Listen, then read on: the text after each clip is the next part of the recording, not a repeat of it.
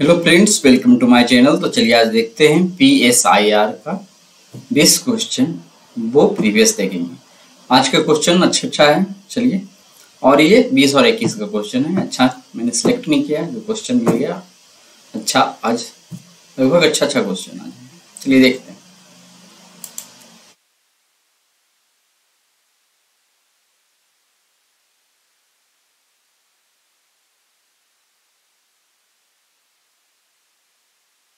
तो आज देखेंगे सेट 11। ठीक है, सेट 11 देखेंगे PSIR।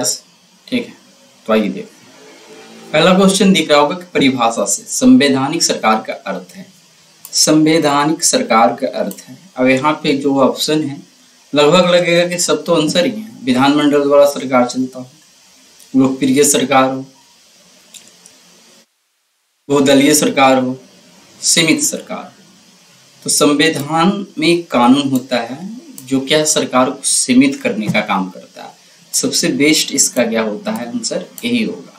अगर विधानमंडल द्वारा सरकार चलता हो तो संविधान तो अमेरिका में भी है, लेकिन वहां पे क्या है, राष्ट्रपति, ये राष्ट्रपतीय शासन बोलते हैं, या जिसको अध्यक्ष शासक शासन बोलते हैं, वो है। ठीक है, फिर है लोकप्रिय सरकार। तो लोकप्रिय सरकार उसे कहा जाता है जिसमें क्या है, कार्यकारी अध्यक्ष, कार्यकारी अध्यक्ष हो, या विधायिका को जो है, फिर कार्यकारी सदस्य अध्यक्ष नहीं, या फिर विधायिका को जो सदस्य, इसे लोगों द्वारा जब चुना जाता हो तो उसको लोकप्रिय सरकार बोलते हैं। इसी प्रकार है बहुदलीय सरकार। तो ये जरूरी नहीं कि संवैधानिक सरकार हो तो वहाँ पे बहुदलीय सरकार हो। जैसे भारत में बहुदलीय सरकार है, बट संविधान तो चीन में भी है। ठीक है, लेकिन वहाँ पे क्या है, बहुदलीय सरकार नहीं है। ठीक है, संविधान तो बोल सकते हैं,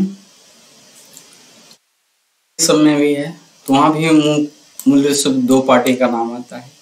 ठीक है, तो बहुदलीय सरकार नहीं। सबसे बेहतर आंसर होगा ऑप्शन सीमित सरकार। ठीक है, तो संवैधानिक सरकार का अर्थ है एक ऐसी सरकार जो संविधान के नियमों और सिद्धांतों के अनुसार चलती है। यह सरकार नागरिकों के अधिकारों की रक्षा करती है और अपनी विभक्तियों का उपयोग संविधान के द्वारा निर्धारित सीमाओं के भीतर ही करती है। इसलिए संवैधानिक सरकार को सीमित सरकार भी कहा जाता है। ठीक है, तो सीमित सरकार ही इसका आंसर होगा। आगे थोड़ा सा और है। संवैधानिक सरकार के बारे में कुछ अतिरिक्त जानकारी इस प्रकार है। संवैधानिक सरकार में सरकार की शक्ति संविधान द्वारा सीमित होती है। यह नागरिकों को मौलिक अधिकारों की रक्षा करती है। यह कानून के शासन को बनाए रखती है, जिसका अर्थ है कि सभी लोग कानून के समक्ष समान है। संवैधानिक सरकार में शक्तियों का पृथक्करण होता है। इसका मतलब है कि सरकार की विभिन्न शाखाएं जैसे विधायिका, कार्यपालिका और न्यायपालिका एक दूसरे से स्वतंत्र होते हैं। लेकिन सटीक आंसर वही होगा। मूल अधिकारों लिखित में कौन सा भाग जो है, मानव अधिकारों की सार्वभौम घोषणा 1948 में universal declaration of human rights 48 के सिद्धांतों एवं प्रावधानों को प्रतिबिंबित करता है या करते हैं। तो मूल अधिकार तो करता ही है। ठीक है, ये तो यहाँ ही कर दिया गया, तो इस पर सोचने की जरूरत ही नहीं है। बट यहाँ हमको सोचना है कि क्या उद्देशिका, जिसको प्रस्तावना बोलते हैं, क्या ये भी यहाँ एक टर्म है, मानव अधिकारों की सार्वभौम घोषणा से संबंधित है या प्रतिबिंबित है, मतलब कि ऐसा कुछ मैसेज देता है। तो देश का में भी है, राज्य की नीति निर्देशक तत्व में भी है। ठीक है, बहुत सारा चीज, अधिकारों का वर्णन, मूल कर्तव्य भी क्या है, यहाँ पे एक टर्म है ना, मानव अधिकारों की सार्वभौम घोषणा जो ये हुआ था, उसमें 29 कर्तव्य भी है, उससे भी यहाँ पे क्या है, मेल खाता है। तो इसको तीनों को रखा गया है कि सही हो, और एक चौथा मूल अधिकार भी। तो देखते हैं, भारत के संविधान के कई भाग मानव अधिकारों की सार्वभौम घोषणा 1948 के सिद्धांतों और प्रावधानों को क्या है, दर्शाते हैं। अरे उद्देशिका, भारत की उद्देशिका न्याय, स्वतंत्रता, समानता और बंधुत्व जैसे मूल्यों पर जोर देती है, जो मानव अधिकारों की सार्वभौमिक घोषणा में निहित है। फिर राज्य के नीति निर्देशक तत्व। ये भाग सामाजिक, आर्थिक और सांस्कृतिक अधिकारों से संबंधित है, जो मानव अधिकारों के सार्वभौमिक घोषणा भी शामिल है। फिर मूल्य कर्तव्य। मूल्य कर्तव्य भी उन जिम्मेदारियों को दर्शाते हैं जो मानव अधिकारों के संरक्षण के लिए आवश्यक है। अगर भारत में विधिक सेवा प्रदान करने वाले प्राधिकरण यानी लीगल सर्विसेज अथॉरिटीज निम्नलिखित में से किस प्रकार के नागरिकों को निःशुल्क विधिक सेवाएं प्रदान करते हैं। ठीक है, इसको ध्यान देना है। तो निःशुल्क विधिक सेवाएं किसको मिल सकता है? तो सबसे पहला है, चाहे जो भी हो जाए, 1 लाख से कम वार्षिक आय वाले व्यक्ति को विधिक सेवा मिलेगा। 2 लाख से कम वार्षिक आय वाले ट्रांसजेंडर को, ये मूलतः क्या है, दिल्ली में, ठीक है, ऐसा प्रावधान है। ट्रांसजेंडर जिसकी आय वार्षिक 2 लाख तक भी है तो भी उसको जरूरत पड़ने पे निःशुल्क न्यायिक अन्य विधिक सेवाएं मिल सकता है। 3 लाख से कम वार्षिक आय वाले अन्य पिछड़े वर्ग के सदस्य को। तो ओबीसी के लिए ऐसा कुछ कानून नहीं है, ठीक है, कि कितना आय वाले को फ्री निःशुल्क क्या है विधिक सेवाएं मिलेगा। लेकिन ये टर्म किसी के लिए भी लागू हो सकता है। ठीक है, ये कंडीशन जो यहाँ पे है 3 लाख ओबीसी के सदस्य को, तो इसको प्रीफर्ड करके दिया नहीं गया, करे सभी वरिष्ठ नागरिकों को। तो ऐसा भी नहीं कि सभी वरिष्ठ नागरिक को यदि विधिक की बोल सकते हैं कानून की जरूरत पड़े तो उसको निःशुल्क विधिक सेवाएं प्रदान हो, ऐसा सही नहीं है। तो यहाँ पे 3 गलत है, 2 गलत सही है और 1 2 सही है, तो हो जाएगा ऑप्शन ए। ठीक है, तो आ जाते हैं कानूनी सेवा प्राधिकरण अधिनियम 1987 के अनुसार वे व्यक्ति जिनकी वार्षिक आय निर्धारित सीमा से कम है निःशुल्क कानूनी सहायता के पात्र हैं। यह सीमा राज्य सरकारों द्वारा अलग अलग निर्धारित की जाती है। अब इसे क्वेश्चन को ध्यान रखना है कि ये निर्धारण करने का काम कौन करता है? सरकार। ये तो एक बेसिक हो गया, ठीक है, यानी बोल सकते हैं सामान्य रूप से, इसलिए एक राग की बात यहाँ सटीक नहीं है। ठीक है, यहाँ पे सटीक नहीं है लिखना गलत बात है, ये एक पैमाना बनाया गया है, यहाँ पे ये हटा दीजिए क्योंकि ये पहला कथन सही है।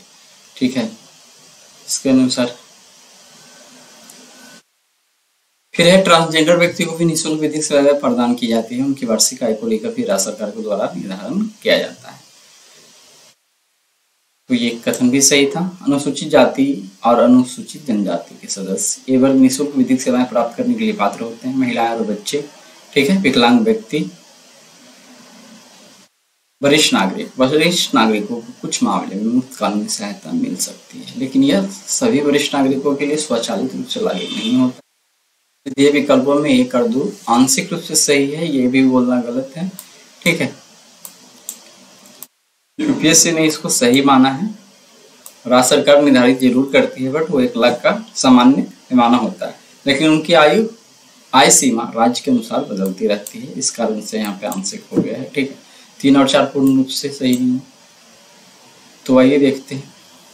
करा विधिक सेवा प्राधिकरण अधिनियम 1987 के अनुसार समाज के कमजोर वर्गों को मुफ्त कानूनी सहायता प्रदान करना सुनिश्चित किया गया है। अब इसमें होता है कि ये यदि इस तरह का डिस्क्रिप्शन यहाँ हम देखे हैं तो कभी कभी क्या होता है, यूपीएससी किसी चीज को डीपली में जाकर उसको गलत मान लेता है, कभी कभी सही मान लेता है। यदि राज्य सरकार इसको निर्धारित करता है कि 1 लाख या फिर और भी कुछ पैमाना हो सकता है, तो यदि हम डीपली में इसको विश्लेषण करके देखें तो पहला कथन भी गलत हो जाएगा, बट 1 और 2 को यूपीएससी ने सही रखा है। ठीक है, उस क्वेश्चन में डीपली जाके गलत कर दिया जाता है। निम्नलिखित युग्मों पर विचार कीजिए। अब इस प्रकार से यदि गलत कर दिया जाता है तो वो एक ग्लिच हो जाता है कि किस क्वेश्चन में आपको किस तरह से ट्रीट किया जा सकता है। ठीक है, अंतर्राष्ट्रीय समझौता या विषय, अंतर्राष्ट्रीय समझौता या संगठन और इधर विषय है। करा अल्मा आटा घोषणा लोगों के स्वास्थ्य की देखभाल, तो इससे ये सही बताया गया है। एक समझौता जो है बच्चों को ये सब अंतर्राष्ट्रीय स्तर पे कुछ गोद ये सब लेने से रिलेटेड बताया गया है, तो दूसरा गलत है। तलनुआ संवाद वैश्विक जलवायु परिवर्तन से संबंधित है। अंडर 2 गठबंधन बाल अधिकार से जहां तक नहीं संबंधित है, इसको देख लेंगे आखिर किससे संबंधित है, केवल 1 और 3। करालमाटा घोषणा, यह घोषणा लोगों के स्वास्थ्य की देखभाल से संबंधित है। यह 1978 में कजाकिस्तान के अल्मा आटा में आयोजित एक अंतर्राष्ट्रीय सम्मेलन में अपनाई गई थी। तलनुआ संवाद, यह संवाद वैश्विक जलवायु परिवर्तन से संबंधित एक ऐसा मंच है जहाँ देश जलवायु परिवर्तन के प्रभाव पर चर्चा करते हैं। ठीक है, तो ये 2 कथन तो सही है, गलत है उसको देखते हैं। हैग समझौता जैव रासायनिक शस्त्र करा हेग समझौते युद्ध के नियमों और मानवीय मुद्दों से संबंधित था, जो हेग मुख्य रूप से 1899 से 1907 में हुए थे। ये जैविक और रासायनिक हथियारों पर स्पष्ट रूप से केंद्रित तो नहीं था। जैविक और रासायनिक हथियारों पर प्रतिबंध मुख्य रूप से जिनेवा प्रोटोकॉल 1925 में लगाया गया था। जैविक हथियार संधि BWC 1972 पे लगाया गया था और रासायनिक हथियार संधि CWC 1993 से संबंधित है, इसलिए ये युग्म सम्मिलित नहीं है। अंडर टू गठबंधन क्या होता है, तो ये बाल अधिकार से दिया हुआ था बट ये गलत है। करा अंडर टू गठबंधन राज्य और क्षेत्रीय सरकारों का एक वैश्विक समुदाय जो पेरिस समझौते के अनुरूप जलवायु कार्रवाई के लिए प्रतिबद्ध है, तो ये भी जलवायु कार्रवाई से रिलेटेड है। का लक्ष्य वैश्विक तापमान वृद्धि को 2 सेंटीग्रेड से नीचे रखना है, अंडर टू गठबंधन करा है। और ये जलवायु परिवर्तन से संबंधित है, ना कि बाल अधिकारों से। बाल अधिकारों से संबंधित समझौता संयुक्त राष्ट्र बाल अधिकार संधि UNCRC हो सकता है, ठीक है, बट यहाँ है नहीं। संसदीय व्यवस्था वाली सरकार वह होती है जिसमें संवैधानिक व्यवस्था की सरकार थी, यहाँ संसदीय व्यवस्था वाली सरकार है, ठीक है। संसद के सभी राजनीतिक दलों का सरकार में प्रतिनिधित्व होता है, तो ये कथन गलत है। संसद के सभी राजनीतिक दलों का सरकार में प्रतिनिधित्व होता है, ये सही है नहीं। जो जीतेगा उसी को तो प्रतिनिधित्व होगा। सर मान लेते हैं हजारों राजनीतिक दल भारत में, क्या सभी का प्रतिनिधित्व है? तो नहीं। अगर सरकार संसद के प्रति उत्तरदायी होती है उसके द्वारा हटाई जा सकती है। लग रहा है, आगे देखते हैं। 20 नंबर तो लग रहा है कि आंसर होना चाहिए। सरकार लोगों के द्वारा निर्वाचित होती है और उसके द्वारा हटाई जा सकती है। फिर एक और है, सरकार संसद द्वारा चुनी जाती है किंतु निर्धारित समय अवधि के पूर्ण होने के पूर्व हटाई नहीं जा सकती है। तो डी तो ऐसे भी गलत हो गया, कभी भी हटाया जा सकता है जरूरत पड़ता है तो। जनरली 5 साल टिक जाता है, अलग बात है। फिर है, सरकार संसद के प्रति उत्तरदायी होती है और उसके द्वारा हटाई जा सकती है। फिर सरकार लोगों के द्वारा निर्वाचित होती है और उनके द्वारा हटाई जा सकती है। तो सरकार लोगों के द्वारा निर्वाचित होती है और उनके द्वारा वोट के कारण हटाई जा सकती है, बट वो ज्यादा सटीक नहीं, ये भी ही होना चाहिए आंसर। देखते हैं, ठीक है। सरकार संसद के प्रति उत्तरदायी होती है और उसके द्वारा हटाई जा सकती है।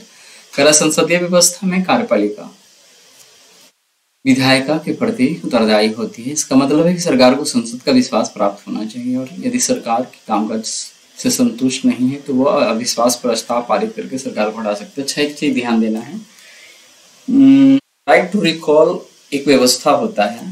ये सी पे अटकना बेवकूफी था, क्योंकि राइट टू रिकॉल का जो व्यवस्था है वो भारत में नहीं है। जनता तो सरकार को रिप्लेस कर सकती है जब मौका मिलता है मतदान का तब, बट बीच में हटाने का अधिकार तो लोगों के पास होता ही नहीं। वो एक अधिकार होता है राइट टू रिकॉल, मतलब बीच में भी मतदान करके क्या है वो हटा दे तब कहलाएगा ये सी, ठीक है। तो पंचायत स्तर पे कुछ कुछ राज्य में ये राइट टू रिकॉल है, कुछ ही राज्य में, बहुत में नहीं, केंद्र स्तर पे नहीं है। तो यहाँ पे आंसर होगा ऑप्शन बी, ठीक है।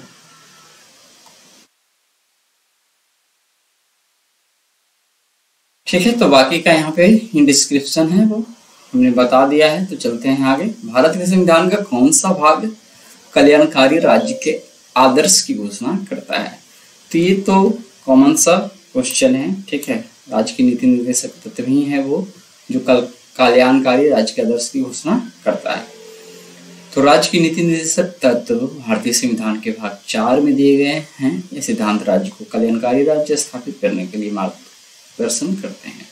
इनका उद्देश्य सामाजिक और आर्थिक न्याय सुनिश्चित करना है। अब मूल अधिकार है तो बहुत सारे अधिकार होते हैं, बट क्या है, मूल अधिकार नागरिकों को दिए गए बुनियादी अधिकार है जो राज्य द्वारा अतिक्रमण से सुरक्षित है। ये व्यक्तिगत स्वतंत्रता और अधिकारों की रक्षा करते हैं। फिर है उद्देशिका, जिसको बोलते हैं प्रीएम्बल, संविधान का परिचय है जो संविधान के उद्देश्य और मूल्य दर्शाती है या संविधान की व्याख्या में मदद करती है। लेकिन कल्याणकारी राज्य के आदर्श की घोषणा मुख्य रूप से डीपीएसपी में की गई है। 7वीं अनुसूची की बात किया जाए तो 7वीं अनुसूची क्या है, केंद्र और राज्यों के बीच विधायी शक्तियों के विभाजन से संबंधित संघ सूची, राज्य सूची और संवर्ती सूची। जिस कानून को क्या है, राज्य सूची या संवर्ती सूची में भी नहीं रखा गया हो तो वो संघ सूची का माना जाता है। और बाद में फिर मॉडिफिकेशन हुआ तो आगे पीछे किया जाता, अलग बात। निम्नलिखित कथनों पर विचार कीजिए। भारत का संविधान अपने मूल ढांचे को संघवाद, पंथ निरपेक्षता, मूल अधिकार तथा लोकतंत्र के रूप में परिभाषित करता है। क्या बोल रहा है? भारत का संविधान अपने मूल ढांचे को। तो अब देखिए, सामान्य रूप से यदि इस क्वेश्चन को देखा जाए तो आपको लगेगा कि नहीं ये सही है, बट यूपीएससी ने इसको क्या किया है, गलती किया है, क्योंकि उसको डीपली में जाके भारत का संविधान अपने मूल ढांचे को संघवाद, पंथ निरपेक्षता, मूल अधिकारों तथा लोकतंत्र के रूप में परिभाषित करता है। तो ऐसा तो उसमें पता चलता है, लेकिन प्रत्यक्ष रूप से इस तरह से क्या है, वर्णन नहीं है, इसलिए इसको गलत ही माना है। ठीक है। भारत का संविधान नागरिकों की स्वतंत्रता तथा उन आदर्शों जिन पर संविधान आधारित है की सुरक्षा हेतु न्यायिक पुनर्विलोकन की व्यवस्था करता है। तो ये भी स्पष्ट रूप से नहीं कहा गया, तो इसको भी उसी आधार पर क्या है, गलत ही कर दिया गया है। और आंसर क्या रखा गया है, ऑप्शन डी। भारत का संविधान नागरिकों की स्वतंत्रता तथा उन आदर्शों जिन पर संविधान आधारित है की सुरक्षा हेतु न्यायिक पुनर्विलोकन की व्यवस्था करता है। तो प्रत्यक्ष रूप से इन विषयों के लिए ही करता है, या यही इसके आधार बने पुनर्विलोकन का। ये सब टर्मों को देखते हुए इसको भी क्या है, नहीं माना गया। तो देखते हैं कि भारत का संविधान अपने मूल ढांचे कुछ संघवाद, ये तो कथन है, यहाँ तक विश्लेषण में देखेंगे यह कथन सही नहीं है। भारत के संविधान में मूल ढांचा शब्द या इसकी कोई स्पष्ट परिभाषा नहीं है। यह धारणा सर्वोच्च न्यायालय द्वारा क्या हुआ, करस्पॉन्डेंट भारतीय स्टेट ऑफ केरल मामले में विकसित की गई थी। संविधान के मूल पाठ में भी कहीं भी यह नहीं लिखा गया कि मूल ढांचा क्या है। न्यायालय ने समय समय पर संघवाद, पंथ निरपेक्षता, मूल अधिकार, लोकतंत्र आदि को मूल ढांचे के हिस्से के रूप में मानता गया। और ये लिस्ट अभी भी कम है, आगे भी जुड़ सकता है, कुछ को हटाया जा सकता है, लेकिन ये संविधान द्वारा परिभाषित नहीं किया गया। परिभाषित करता है शब्द यहाँ गलत है, क्योंकि यह न्यायिक व्याख्या नहीं है, न कि संविधान। फिर भारत का संविधान नागरिकों की स्वतंत्रता तथा उन आदर्शों जिन पर संविधान आधारित है की सुरक्षा हेतु न्यायिक पुनर्विलोकन की व्यवस्था करता है। अरे यह कथन तकनीकी रूप से सही तो प्रतीत हो रहा होगा, लेकिन यूपीएससी के संदर्भ में इसे क्या है, सख्ती से जांचना होगा, क्योंकि इसको गलती किया है। ठीक है। संविधान में न्यायिक पुनर्विलोकन शब्द स्पष्ट रूप से विभिन्न क्या बोल सकते हैं, स्पष्ट रूप से नहीं दिया गया है, यही समझिए यहाँ पे। बाकी यह शक्ति अनुच्छेद 13, 32, 226 के माध्यम से निहित है। अनुच्छेद 13 कहता है कि मूल अधिकारों के खिलाफ कोई कानून मान्य नहीं होगा, और अनुच्छेद 32 और 226 के तहत सर्वोच्च और उच्च न्यायालय मूल अधिकारों की रक्षा के लिए रिट भी जारी कर सकते हैं। तो सर्वोच्च न्यायालय ने इंदिरा साहनी 1975 और निरवा मिल्स 1980 जैसे मामलों में न्यायिक पुनर्विलोकन को मूल ढांचे का हिस्सा मान लिया। इसका उद्देश्य नागरिकों की स्वतंत्रता और संवैधानिक आदर्शों से न्याय, समता, स्वतंत्रता की रक्षा करना है। लेकिन यूपीएससी अक्सर शब्दों को सटीक, ये चलिए क्यों सही किया है वहाँ इसका वर्णन है। गांधीवाद और मार्क्सवाद के बीच एक समान सहमति पाई जाती है। निम्नलिखित में से कौन सी है? एक अंतिम लक्ष्य के रूप में राज्य विहीन समाज, ये दोनों के कथन में मिलता है। वर्ग संघर्ष के बाद तो मार्क्सवाद क्या होगा, निजी संपत्ति की समाप्ति, तो इसके बारे में देखेंगे। आर्थिक नीतिवाद की बात गांधी जी ने किया कि नहीं, लेकिन ये दोनों के लिए शामिल होता है ऑप्शन ए। तो आइए थोड़ा सा देखते हैं गांधीवाद के बारे में और मार्क्सवाद के बारे में। गांधी जी एक स्वशासित विकेंद्रित समाज की कल्पना करते थे, जहां लोग स्वयं अपने मामलों का प्रबंधन करेंगे और राज्य की आवश्यकता कम से कम होंगी। वे ग्राम स्वराज की बात करते थे, जिसमें प्रत्येक गांव अपनी जरूरतों को पूरा करने में सक्षम होगा। तो मार्क्सवाद की बात यदि किया जाए तो मार्क्सवाद एक साम्यवादी समाज की कल्पना करता था, जहां वर्ग जाएंगे और राज्य एक उपकरण के रूप में गायब हो जाएगा। मतलब राज्य विहीन की बात दोनों कर रहे हैं, क्योंकि इसकी आवश्यकता नहीं रहेगी। राज्य को वर्ग संघर्ष को दबाने के लिए उपकरण के रूप में देखा जाता है, और जब वर्ग संघर्ष समाप्त हो जाएगा तो राज्य की भी आवश्यकता नहीं होगी। ठीक है। तो भारत के संदर्भ में नौकरशाही का निम्नलिखित में से कौन सा उपयुक्त चरित्र चित्रण है? तो देखते हैं कि कौन सा है। संसदीय लोकतंत्र की व्याप्ति को विस्तार देने वाला विवरण, संघीय ढांचे को सुदृढ़ करने वाला विवरण, राजनीतिक स्थायित्व और आर्थिक वृद्धि को सुलभ बनाने वाला अभिकरण। लोक नीति को क्रियान्वित करने वाला अभिकरण ही क्या कहलाएगा? नौकरशाही कहलाएगा। ठीक है, मतलब उसको बोल सकते हैं एडमिनिस्ट्रेटिव रूप जो होता है वो। तो लोक नीति को क्रियान्वित करने वाला अभिकरण यहाँ पे ज्यादा सटीक आंसर होगा ऑप्शन ए।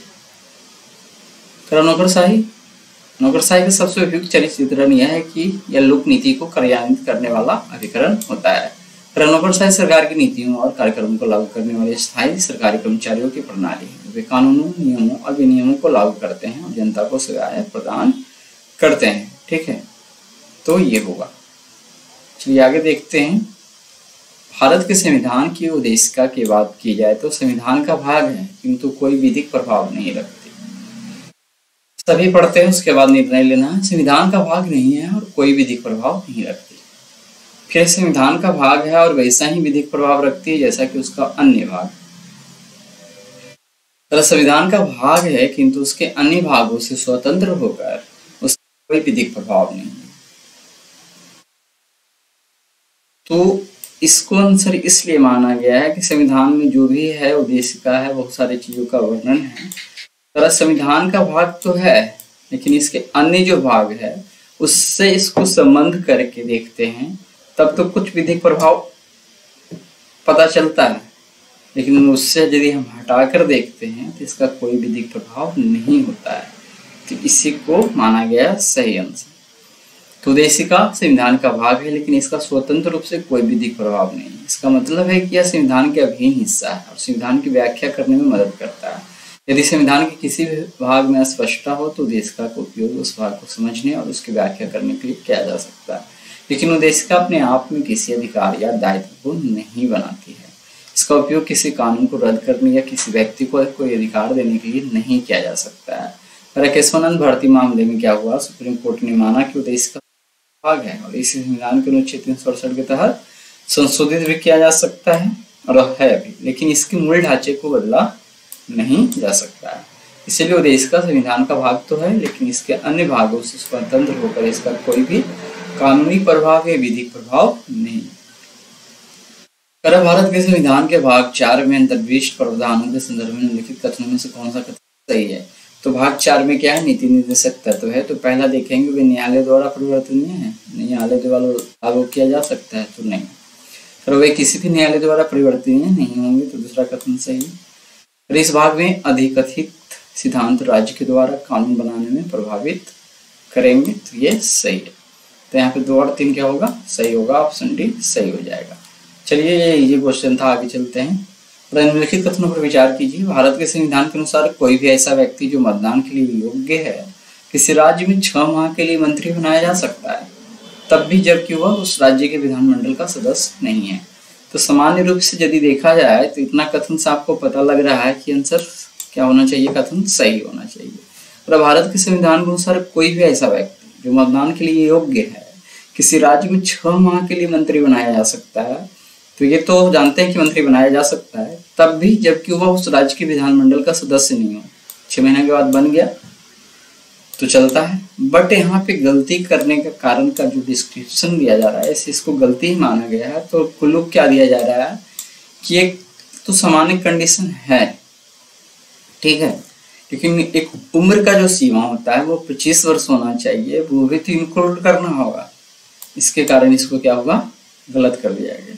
फिर लोक प्रतिनिधित्व अधिनियम 1951 के अनुसार कोई भी ऐसा व्यक्ति जो डांडिक अपराध के अंतर्गत दोषी पाया गया है और जिसे 5 वर्ष के लिए कारावास का दंड दिया गया है, चुनाव लड़ने के लिए स्थायी तौर पर वो निर्हर्त हो जाता है, मतलब उसके लिए एबल नहीं रह पाता भले ही कारावास से मुक्त हो चुका हो। तो ये एक अच्छा क्वेश्चन है। लोक प्रतिनिधित्व अधिनियम 1951, इसमें क्या है? साल भर से कम यानी 2 साल से कम की सजा मिलती है, तो वो 2 साल जो भी सजा 2 साल से कम तक काटता है तब तक वो तो क्या है? इनएक्टिव रहेगा, यानी कि अनेबल रहेगा। बट जैसे ही 2 साल से कम में यदि छूट जाता है तो वो बिना किसी और टाइम बिताए हुए चुनाव लड़ सकता है। बट 2 साल से अधिक यदि वो जेल में रह जाता है तो फिर नियम एक सामान्य नियम है कि 6 वर्षों तक वो चुनाव नहीं लड़ सकता है। तो ये कथन भी क्या हो जाता है, गलत हो जाता है। तो करा संविधान के अनुच्छेद 164 के अनुसार एक गैर सदस्य को भी 6 महीने के लिए मंत्री नियुक्त किया जा सकता है, बशर्ते कि वह व्यक्ति चुनाव लड़ने और मतदान करने के योग्य हो। इस अवधि के भीतर उसे विधानमंडल की सदस्यता हासिल करने होगी, अन्यथा वो मंत्री नहीं रहेगा। यहाँ हमने गलत बाद में सुधारा था और इसमें और सेंटेंस जोड़ना होगा कि इस कंडीशन को पूरा करने के लिए मंत्री बनने के लिए सामान्यतः यदि या क्या बोलते हैं विधानसभा और उधर लोकसभा के पैमाने को देखा जाए तो मिनिमम एज जो 25 साल है वो होना चाहिए। यहाँ भी वही बात है जो हमने समझाया कि लोक प्रतिनिधित्व अधिनियम 1951 की धारा 8(3) के अनुसार यदि किसी व्यक्ति को किसी अपराध की वजह दोषी ठहराया जाता है और 2 वर्ष या उससे अधिक की कैद की सजा सुनाई जाती है, 6 साल तक चुनाव लड़ने के लिए अयोग्य हो जाता है। यह स्थायी तौर पर निर्भरता नहीं करता है, जिस कारण से ये कथन भी गलती था और आंसर क्या हो जाना चाहिए था, ऑप्शन डी। करा निम्नलिखित कथनों पर विचार कीजिए। भारत का राष्ट्रपति ऐसे स्थान पर जिसे वह ठीक समझे संसद का सत्र आहूत कर सकता है, तो ये विवेकानुसार कर सकता है, ये सही होना चाहिए। करा भारत का संविधान एक वर्ष में संसद के 3 सत्रों का प्रावधान करता है, किंतु सभी 3 सत्रों को चलाया जाना अनिवार्य नहीं है। यहाँ से यहाँ तक गलत है, किंतु सभी 3 सत्रों को चलाया जाना अनिवार्य नहीं है, ये बात सही है। वो कह रहा भारत का संविधान एक वर्ष में संसद के 3 सत्रों का प्रावधान करता है, ये भी व्यवहार में आते आते बना है, लेकिन संविधान में सिर्फ ये वर्णन है कि 2 सत्रों के बीच 6 महीने से अधिक का टाइम नहीं होना चाहिए, बस इतना ही वर्णन है। सत्र कितने हो सकते हैं वो क्या है, प्रत्यक्ष रूप से वर्णन नहीं है। संसद में व्यवहार से 3 आ जाता है, क्या आ जाता है, कौन सा बजट है भूल गए हम, शीतकालीन बजट, ग्रीष्मकालीन बजट और एक सुनी बजट, नहीं देखते हैं क्या है, इजी है बट कभी कभी हो जाता है। तो इस कारण से क्या है, ये कथन गलत हो जाता है। एक वर्ष में दिनों की कोई न्यूनतम संख्या निर्धारित नहीं है जब संसद का चलना आवश्यक हो, तो ये भी कथन क्या है, सही है। तो यहाँ हो जाएगा 1 और 3। अच्छा, बजट सत्र एक हो जाता है ना, वो तीनों मिला के होता होगा, कहाँ पे है, अच्छा बजट सत्र, मानसून सत्र और शीतकालीन सत्र, ग्रीष्मकालीन सत्र नहीं, मानसून सत्र, शीतकालीन सत्र और बजट सत्र। तो सत्र को ग्रीष्मकालीन सत्र बोल दिए तो चलेगा, गर्मी के दिन में ही मानसून होता है, बट जनरली मानसून सत्र ही बोला जाता है उपयोग करने की भाषा में, तो वही ध्यान में रखना है। तो पहला क्या था, भारत के संविधान अनुच्छेद 85(1) के अनुसार राष्ट्रपति समय समय पर संसद के प्रत्येक सदन को ऐसे समय और स्थान पर जिसे वो उचित समझे अधिवेशन के लिए बुलाएगा। ठीक है, वहां पे यही है कि 6 महीने के बीच का अधिक का अंतर नहीं हो। व्यवहार में आमतौर पर 3 सत्र होते हैं, ठीक है, लेकिन यहाँ क्या है, संख्या जो है निर्धारित संविधान में नहीं है, ये व्यवहार में ही आया है। एक वर्ष में दिनों की कोई न्यूनतम संख्या निर्धारित नहीं जब संसद का चलना आवश्यक हो, तो ये कथन भी संविधान में संसद को कितने दिन चलना चाहिए इसके लिए कोई न्यूनतम संख्या निर्धारित नहीं है। ये सरकार और संसदीय कार्य मंत्रालय द्वारा तय किया जा सकता है, ठीक है, जो विभिन्न कारकों पर निर्भर करता है। हमने ब्रिटिश मॉडल पर आधारित संसदीय लोकतंत्र को अपनाया, किंतु हमारा मॉडल उस मॉडल से किस प्रकार भिन्न है, तो देखते हैं। जहां तक विधि निर्माण का संबंध है, ब्रिटिश संसद सर्वोपरि अथवा, किंतु भारत में संसद के विधि निर्माण की शक्ति परिसीमित है, क्योंकि यहाँ पे एक न्यायिक पुनरावलोकन या न्यायिक परीक्षण की जो बात आ गया था, न्यायिक समीक्षा की बात आ गया था, उस कारण से संसद की शक्ति संप्रभुर नहीं है कि किसी भी कानून को वो ला देगा। इस कारण से ये कथन भी सही है, ठीक है, यहाँ तक वो ब्रिटिश के लिए सही है, यहाँ से यहाँ तक भारत के लिए सही है। और भारत में संसद के किसी अधिनियम के संशोधन की संवैधानिकता से संबंधित मामले उच्च न्यायालय द्वारा संविधान पीठ को भेजे जाते हैं, तो ये भी कथन क्या है, सही है। चलिए अगला देखते हैं, इसको देखते हैं। संविधान पीठ सर्वोच्च न्यायालय की एक विशेष पीठ होती है जिसमें कम से कम 5 न्यायाधीश होते हैं। जब संसद द्वारा पारित किसी अधिनियम के संशोधन की संवैधानिकता को चुनौती दी जाती है और यदि न्यायालय को लगता है कि इसमें संविधान की व्याख्या से संबंधित कोई महत्वपूर्ण प्रश्न, तो वह मामले को संविधान पीठ को भेज सकता है। जो वो मूल ढांचा है उसी को वो चेक करता है। ठीक है, आगे देखते हैं। राजस्थान सरकार के संदर्भ में निम्नलिखित कथनों पर विचार कीजिए। एन गोपालस्वामी अयंगर समिति ने सुझाव दिया था कि किसी मंत्री और किसी सचिव को प्रशासनिक सुधार करने और उसे बढ़ावा देने के लिए पूर्णतः नामित किया जाना चाहिए। तो ये प्रशासन के में सुधार करने के लिए आया था, बट ये सचिव ये सब की नियुक्ति किया जाना है कि नहीं वो नहीं शामिल था, जिसके कारण ये गलत माना जाता है। प्रशासनिक सुधार आयोग 1966 की संस्तुति के आधार पर वर्ष 1970 में क्रमिक विभाग का गठन किया गया और इसे प्रधानमंत्री के प्रभार का अधीन रखा गया था। तो ये कथन क्या है, सही है। यहाँ पे केवल दो क्या होगा, सही होगा। एन गोपालस्वामी अयंगर समिति ने प्रशासनिक सुधारों के लिए एक मंत्री और एक सचिव को नामित करने का सुझाव दिया था।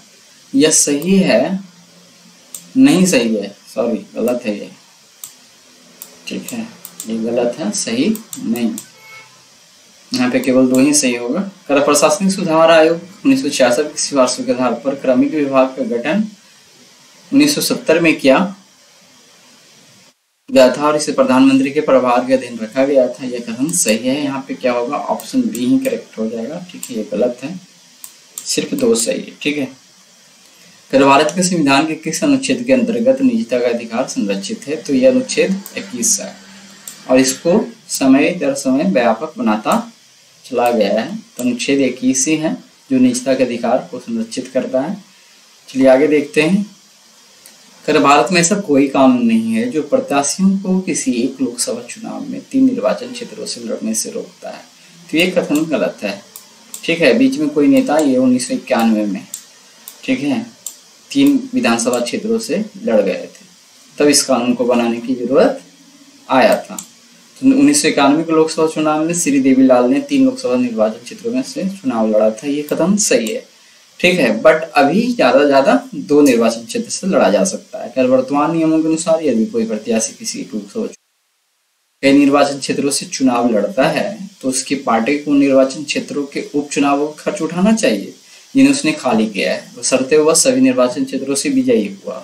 तो यहाँ पे एक बशर्ते का कथन भी है, मान लेते हैं अभी तो 2 ही जगह से लड़ने, जगह से कोई प्रतिनिधि यदि जीत जाता है तो क्या एक जगह को तो बोल लेगा, सीट तो एक ही लेगा, एक को छोड़ेगा। तो जहां वो वैकेंट करेगा और वहां जो चुनाव खर्च हुआ है उस पार्टी को ही भरना पड़ेगा, नहीं ये चुनाव आयोग को भरना पड़ता है। ठीक है, जिस कारण से ये क्या होगा, गलत होगा। यहाँ पे केवल 2 ही आंसर है। ठीक है, इसको हम समझा चुके हैं। चलिए आगे देखते हैं। निम्नलिखित कथनों पर विचार कीजिए। शहर का अधिकार एक सम्मत मानव अधिकार है तथा इस संबंध में संयुक्त राष्ट्र हैबिटेट यूएन हैबिटेट प्रत्येक देश द्वारा की गई प्रतिबद्धताओं को मॉनिटर करता है। तो मॉनिटर करने का काम नहीं करता है। ठीक है, तो ये गलत हो जाएगा। शहर का अधिकार शहर के प्रत्येक निवासी को शहर में सार्वजनिक स्थानों को वापस लेने, रिक्लेम एवं सार्वजनिक सहभागिता का अधिकार देता है। तो ये कथन सही होना चाहिए। शहर का अधिकार का अर्थ यह है कि किसी राज्य शहर की अनधिकृत बस्तियों को से वंचित नहीं कर सकता है। तो ये कथन भी सही है, बट पहला क्या है, 2 और 3 सही होगा, ऑप्शन डी सही होगा। तो शहर का अधिकार एक स्वीकृत मानव अधिकार है, लेकिन संयुक्त राष्ट्र हैबिटेट प्रत्येक देश द्वारा की गई प्रतिबद्धताओं की निगरानी नहीं करता है। प्रतिबद्धताओं या मतलब देश है अपने शहर के विकास के लिए कुछ वादा ये सब करते हैं, उसकी निगरानी करता है, मतलब वो काम कर रहा है कि नहीं कर रहा है, तो ऐसा कुछ इसको समझ सकते हैं। पर यूएन हैबिटेट इस अवधारणा को बढ़ावा देता है और इसके कार्यान्वयन में सहायता, निगरानी का काम नहीं करता है, इसलिए कथन गलत है। शहर का अधिकार शहर के प्रत्येक निवासी को शहर में सार्वजनिक स्थान को वापस लेने, रिक्लेम और सार्वजनिक सहभागिता का अधिकार देता है। यह कथन सही है। पर शहर का अधिकार का उद्देश्य नागरिकों की शहर के सार्वजनिक जीवन में सक्रिय रूप से भाग लेने और विकास में योगदान करने की अनुमति देता है। शहर का अधिकार का आशय यह है कि राज्य शहर की अनधिकृत बस्तियों को किसी भी लोक सेवा अथवा सुविधा से वंचित नहीं कर सकता है। यह कथन सही है। शहर का अधिकार समानता और समावेशिता पर जोर देता है, जिसका अर्थ है कि अनधिकृत बस्तियों सहित सभी निवासियों को बुनियादी सेवाओं और सुविधाओं तक पहुंच चाहिए। भारत के संदर्भ में निम्नलिखित कथनों पर विचार कीजिए। कर न्यायिक हिरासत का अर्थ है कि अभियुक्त संबंधित मजिस्ट्रेट की हिरासत में है और ऐसे अभियुक्त को पुलिस स्टेशन के हवालात में रखा जाता है, न कि जेल में। ध्यान देना है कि न्यायिक हिरासत का अर्थ है कि अभियुक्त संबंधित मजिस्ट्रेट की हिरासत में है और ऐसे अभियुक्त को क्या है, जेल में ही रखा जाता है, पुलिस स्टेशन के हवालात में नहीं। तो ये कथन क्या होगा, गलत है। न्यायिक हिरासत के दौरान मामले के प्रभारी पुलिस अधिकारी न्यायालय की अनुमति के बिना संदिग्ध व्यक्ति से पूछताछ नहीं कर सकते हैं। तो ये कथन शायद सही होना चाहिए। देखते हैं इसका आंसर केवल 2 ऑप्शन बी है कि नहीं। तो पहला तो गलत है, केवल 2 सही है। कर न्यायिक हिरासत का मतलब है कि अभियुक्त मजिस्ट्रेट की हिरासत में है, लेकिन अभियुक्त को पुलिस स्टेशन के हवालात में नहीं बल्कि जेल में रखा जाता है। मजिस्ट्रेट यह सुनिश्चित करता है कि अभियुक्त जेल के नियमों के अनुसार रहे।